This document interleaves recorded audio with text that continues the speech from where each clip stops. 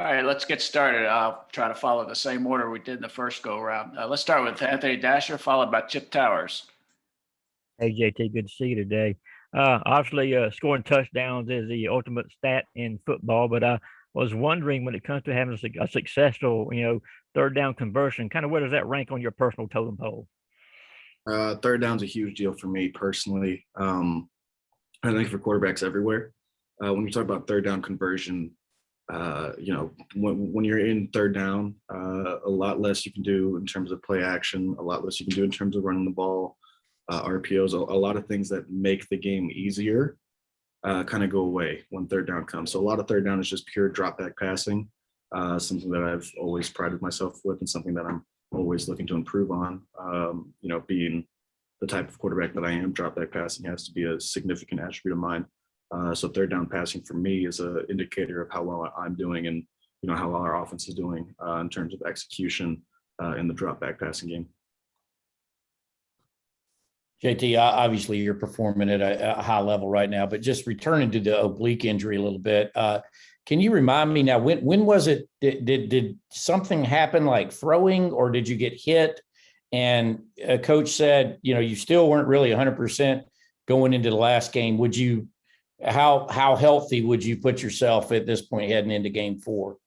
It's getting better every day. It's something that's been hurt since, fall camp.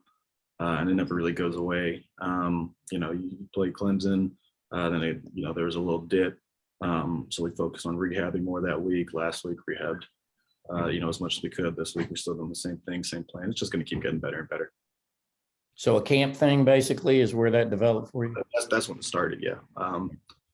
And then, the more you throw on it, the worse it's going to get, if you're not combating that with rehab, which we're doing a great job of right now. Okay, I appreciate it. Gotcha. Okay, let's go to Connor Riley, followed by Dean Legge. Hey, JT, we saw George back practicing this week. What have your conversations been like with him as he's gone through the rehab process, and have you been keeping him engaged and keeping with this team as he tries to make a recovery and play this season? Yeah, the most important thing is, make sure you're ready when you come back, is what I'm always going to tell him. I'm going to keep telling him. As much as I want George back in the starting lineup, because I don't think there's anybody better than him anywhere. I think him being fully healthy and fully prepared to play is the most important thing. It's about the person before the player. With the guy that has the chance that he has, for his future and his potential. As much as we'd all love to have him, I think the most important thing is making sure the person is ready and he's medically cleared, and of course I have great trust in our training staff, but I don't want him to say it's better than it is, and I just really want him to be focused on making sure he's rehabbing, doing the right thing, and when he comes back, he's coming back at full speed. JT, you're more than a year into this now at Georgia, and as you journey through moving forward as the rest of this season, what when you think about the opportunity that you've gotten at Georgia and what's left to fulfill, what comes to mind? In terms of the opportunity that I've had, or in terms of what's left? Both. Yeah, I continue to take it day by day. I didn't even realize it's been over a year. Obviously it has, but it's just not something I've really thought about, really, in terms of just the overall of it. But I think when I look back at it, I see a lot of growth on my part, significantly in terms of my leadership and my ability to develop connection with the whole team. I think I've gotten a lot better with that. I think I've gotten significantly better in terms of understanding the game of football, and it helps coming to a new league where it's very different. It's very different schematically, offensively and defensively. And in terms of what's left, I'm just going to keep taking it week to week. Always have, always will. And that's a big emphasis for us. Right now I'm fully focused on Vanderbilt and the Vandy game we got on Saturday. I'm not worried about, what comes after that. I'm going to try to get a couple of people that didn't get a chance to the first interview. Let's go to Kelly Price, followed by Vance Levy.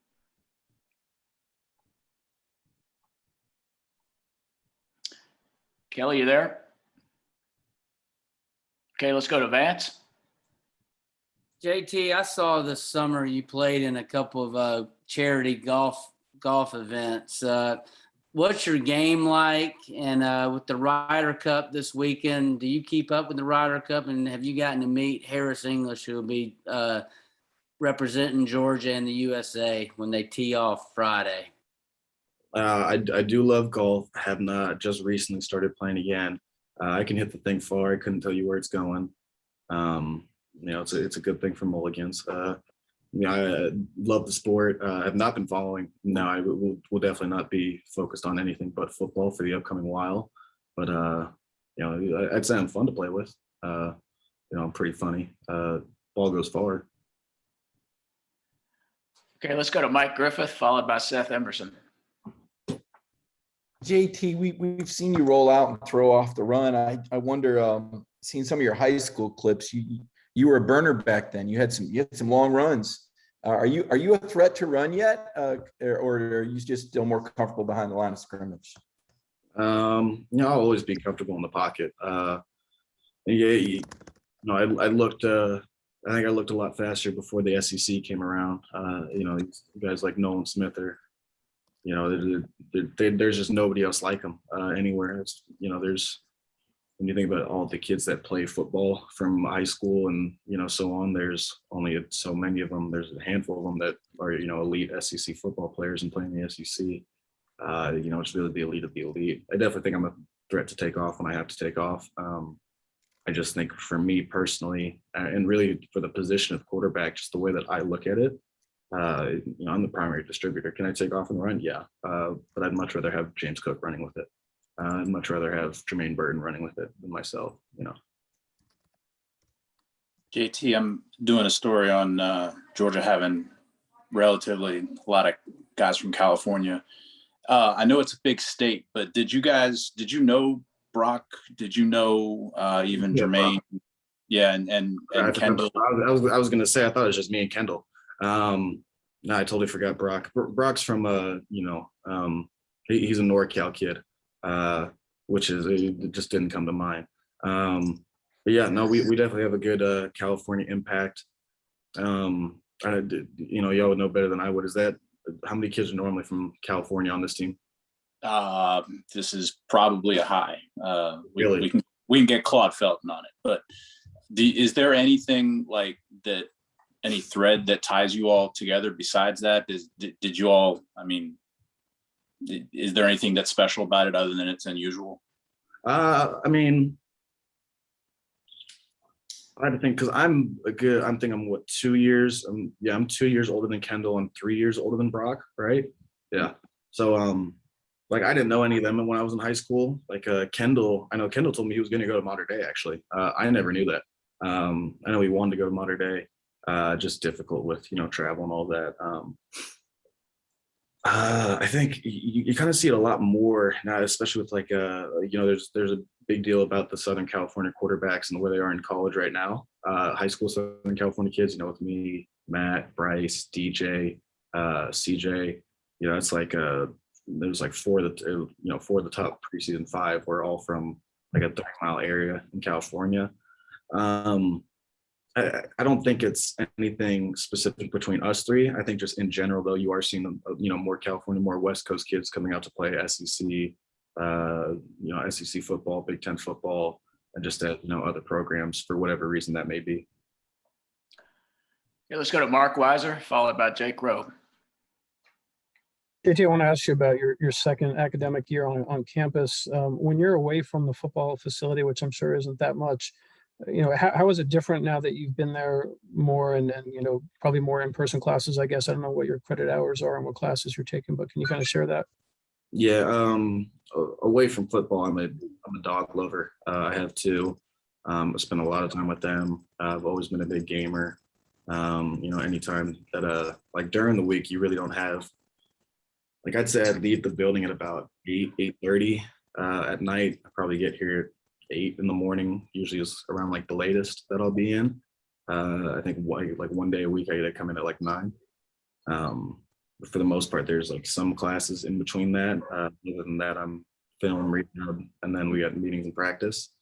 So by the time I get home, I'm usually pretty tired. I go to bed not right away, but I might like play some 2K or hang out with my dogs. Not much during the week.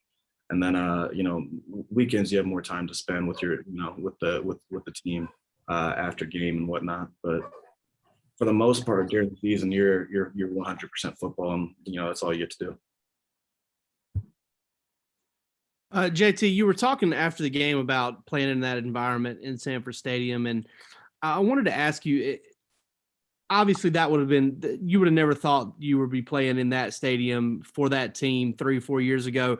Do you ever kind of allow yourself to think about how weird it is and how things have changed so much over the last few years? And when you reflect on it, kind of what do you come away with?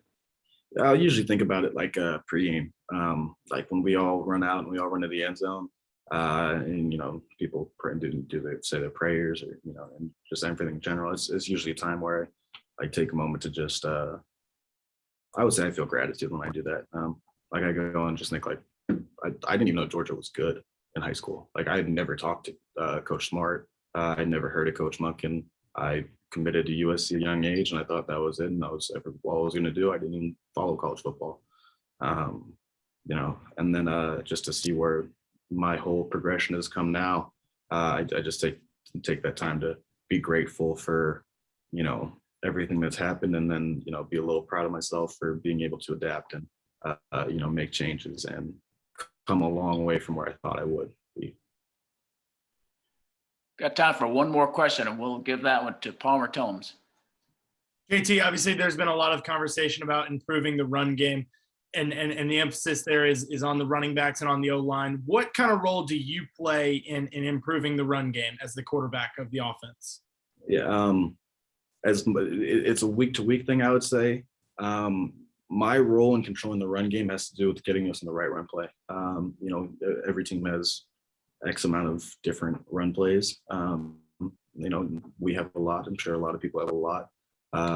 And each week there's things that are on me, and it's my job to make sure we're in the right one versus the right look. And then every quarterback at least tries to control one extra element with their fake, whether it be a fake RPO throw or faking the zone read after the handoff. If you can get a safety's eyes for 1 second, it can be the difference between 8 yards and 6 yards. And I've seen it happen. Something our coaches emphasize a lot, and something that I really try and take into my game. All right, JT, thanks so much for your time today. Thank you. Yeah.